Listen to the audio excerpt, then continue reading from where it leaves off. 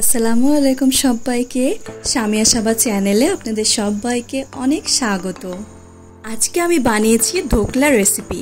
টক ঝাল লবণ মিষ্টি সবকিছু মিলে এই রেসিপি হয়েছে দারুণ সুস্বাদু, একদম পারফেক্ট এবং ভীষণ সফট ভাবে তৈরি হয়েছে এই রেসিপিটি। তাহলে চলুন দেখে নিই এই ধোকলার প্রস্তুত প্রণালীটি।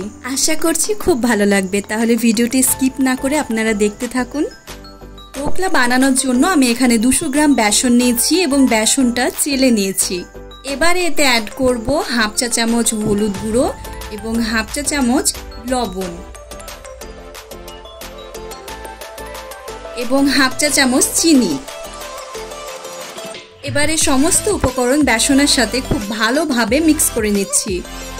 উপকরণগুলি মেশানোর পরে এতে অল্প অল্প করে পানি অ্যাড করে আমি একটি ব্যাটার তৈরি করে নেব এবং বেসনে কিন্তু অল্প অল্প করে পানি অ্যাড করতে হবে, তা নইলে একেবারে দিলে কিন্তু ব্যাটারটি পাতলা হয়ে যাবে।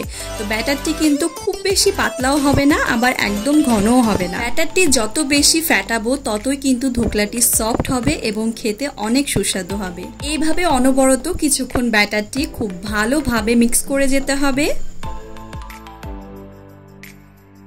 এবারে এতে অ্যাড করব হাফ চা চামচ গরম তেল। এটি দিলে ধোকলার টেক্সচারটি একদম পারফেক্ট আসবে এবং দিয়ে দেবো 1 প্যাকেট ইনো। এটি দেওয়ার ফলে খুব সফট হবে।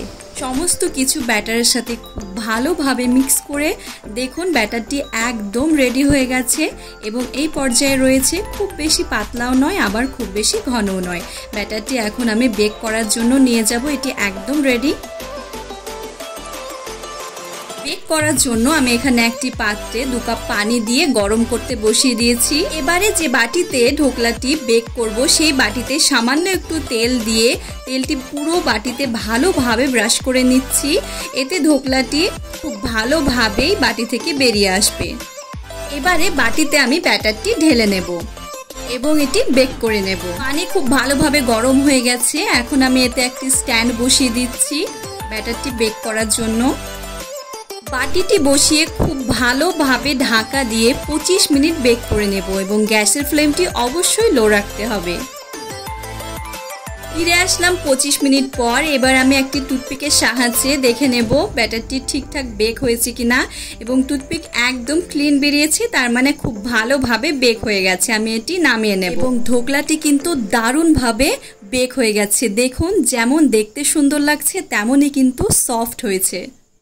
এখন এটি আমি একটি নাইফের সাহায্যে খুব ভালোভাবে সাইজ করে কেটে নেব। এবারে একটি পাত্রে 2 চামচ সাদা তেল দিয়ে এতে দিয়ে দেব হাফ চা চামচ গোটা সর্ষে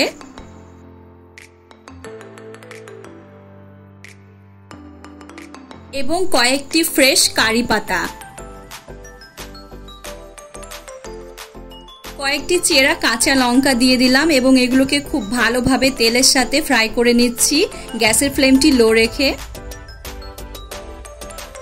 এবারে এতে হাফ কাপ পানি দিয়ে দিলাম এবং এতে অ্যাড করব স্বাদ মতো চিনি। চিনির পরিমাণটা একটু বেশি রাখতে হবে, তাহলে খেতে ভালো লাগবে এবং সামান্য পরিমাণে এতে দিয়ে দেব লবণ। লবণটি দিলে কিন্তু এই সিরাপের স্বাদটা একদম পারফেক্ট হবে। এবারে দিচ্ছি স্বাদ মতো পাতিলেবুর রস।